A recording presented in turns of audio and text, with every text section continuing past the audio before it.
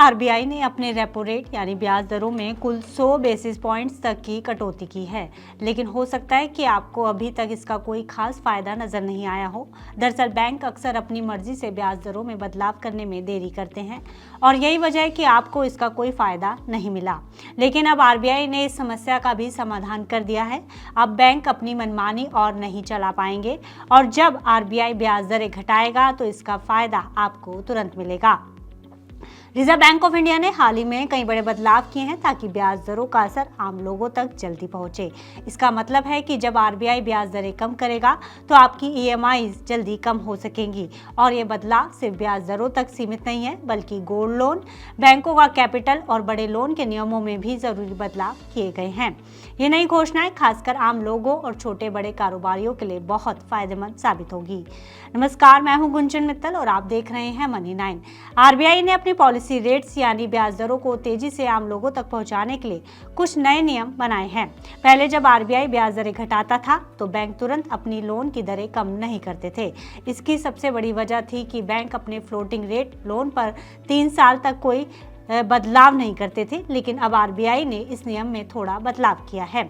अब बैंक 3 साल के लॉक इन पीरियड से पहले भी अपने मुनाफे वाले हिस्से को घटा सकेंगे।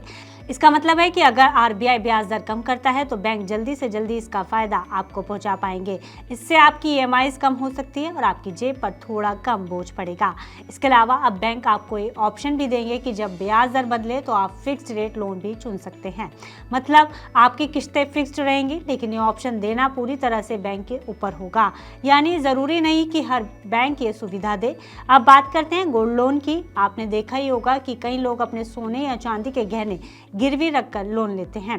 पहले यह सुविधा ज्यादातर ज्वेलर्स यानी गहने बनाने वालों तक सीमित थी, लेकिन अब आरबीआई ने ये नियम बदल दिए हैं। अब छोटे शहरों के सहकारी बैंक भी गोल्ड और सिल्वर गिरवी रखकर किसी भी तरह के काम या बिजनेस के लिए लोन दे सकेंगे। मतलब अब ये सुविधा सिर्फ ज्वेलर्स तक ही नहीं बल्कि दूसरे कारोबारियों तक भी पहुंचेगी। इससे उन्हें काफी मदद मिलेगी। आरबीआई ने बैंकों के कैपिटल रेगुलेशंस में भी बदलाव किए हैं। बैंक अपने काम को मजबूत करने के लिए टियर 1 कैपिटल जुटाते हैं, जिससे वो भारी बाजार से कैपिटल लेते हैं। आरबीआई ने अब ये सीमा बढ़ा दी है कि बैंक विदेशी मुद्रा में या विदेशी बाजार में कितना कैपिटल जुटा सकते हैं।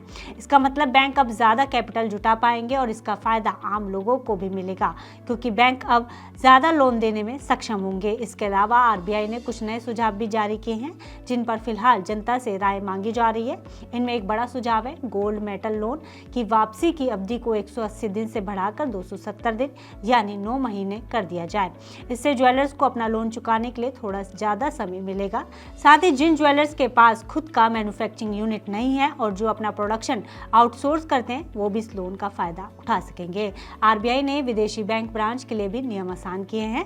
अब विदेशी बैंक के इंडिया में काम करने वाले ब्रांच ऑफिस और उनके हेड ऑफिस के बीच के लेन देन को लेकर नए नियम बनाए गए हैं, ताकि बैंकिंग का प्रोसेस और ट्रांसपेरेंट और आसान हो जाए।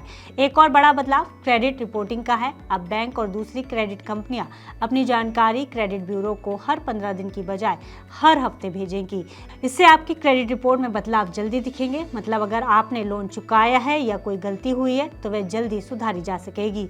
साथ ही अब आपकी रिपोर्ट में आपका CKYC नंबर भी शामिल होगा, जिससे आपकी जानकारी और बेहतर तरीके से रखी जा सकेगी।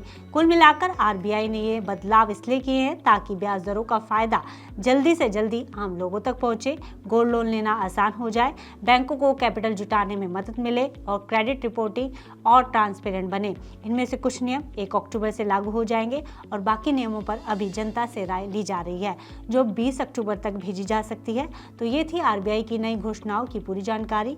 ऐसी ही और खबरों और अपडेट्स के लिए जुड़े रहिए मनी 9 के साथ।